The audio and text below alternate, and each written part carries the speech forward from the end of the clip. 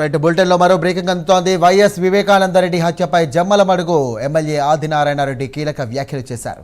వివేక హత్యకు కుటుంబ సభ్యులే కారణమన్నారు. కడప ఎంపీ అవినాష్ రెడ్డిని ఉద్దేశంగా ఆసక్తికర వ్యాఖ్యలు చేశారు. జమ్మలమడుగు ఆర్టీసీ డిపోలో దివ్యాంగ శక్తి పథకాన్ని ప్రారంభించిన ఆయన అవినాష్ రెడ్డి కామెంట్స్కి కౌంటర్ ఇచ్చారు. వివేకాది గుండెపోటు వారి సొంత ఛానల్లోనే ప్రచారం చేసుకున్నారని, ఎక్కడో ఉన్న తాను చంద్రబాబు బీటెక్ రవి వివేకాను హత్య చేశారని తమపై ఆరోపణలు చేశారు. ఈ సందర్భంగా తగదని అన్నారు. ఇంటి వద్దున్నటువంటి కుక్కను చంపి కదిరిలో గొడ్డలి కొని హత్యకు ఉపయోగించినట్టుగా సిబిఐ దర్యాప్తులో రుజువైనట్టుగా చెప్పారు. ఇక దొంగే దొంగ అని అరిచినట్టుగా ఉందన్నారు ఆయన.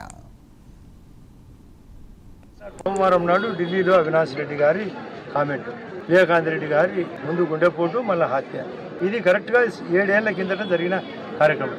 ఆయనే ఉదయాన స్పాట్లో వాకిటి నిండా నిలబడుకొని బాగా ఎత్తులా ఉంటాడు వ్యక్తి. గుండెపోటు అని ప్రచారం చేసిన తర్వాత మధ్యాహ్నం తర్వాత ఎట్లా హత్యగా మారింది, దానికి ఎక్కడో ఉండే చంద్రబాబు నాయుడు గారు, ఆ రోజు నేను కూడా విజయవాడలో ఉన్నా, మొదటి ముద్దాయిగా నన్ను బీటెక్ రవిని, ఇప్పుడే భూపేశ్ రెడ్డి చెప్పినట్లు సతీష్ రెడ్డిని మేమందరం కలిసి దారుణంగా చంపినట్లు నరికినట్లు ఆ రోజు ఉండబడిన రెడ్డి కమలాపురం ఎమ్మెల్యేగా, రుదుటూరు రాజమల్లి ప్రసాద్ రెడ్డి ఆ రోజు ఎమ్మెల్యేగా మేము చంపినట్టు మా మీద రికార్డు. ఆ తర్వాత సిట్టు వేయడం జరిగింది. గౌరవ ముఖ్యమంత్రి గారు వెంటనే ఆపద్ధర్మ ప్రభుత్వం అయినప్పటికీ సిట్టు వేస్తే కోర్టుకు పోయి హైకోర్టుకు పోయి గ్యాగ్ ఆర్డర్ తెచ్చుకొని సిబిఐకి కావాలని అడగడం జరిగింది.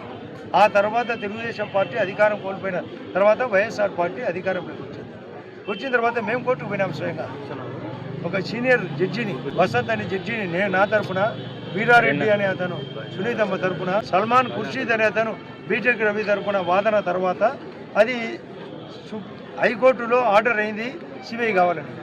ఆ తర్వాత సిబిఐ ఎంక్వైరీ జరిగింది. కుక్కలు చంపినారంటే వీధి కుక్కలు, వీళ్ళు సుమోతో ఇంటి కుక్కను చంపించారు. మోటార్ సైకిల్ గొడ్డలు కొన్నారు కదిరిలో. వాళ్ళ ఇంట్లో అందరినీ ముద్దాయిలంతా ఇంట్లో చేర్చుకున్నారు. అంతా సిబిఐ రిపోర్ట్లు ఉంది. రుడ్డు చేసినారు. ఇది అబద్ధమా? అవినాష్ రెడ్డి 8వ ముద్దాయి అబద్ధమా? వాళ్ళ నాన్న 7వ ముద్దాయి.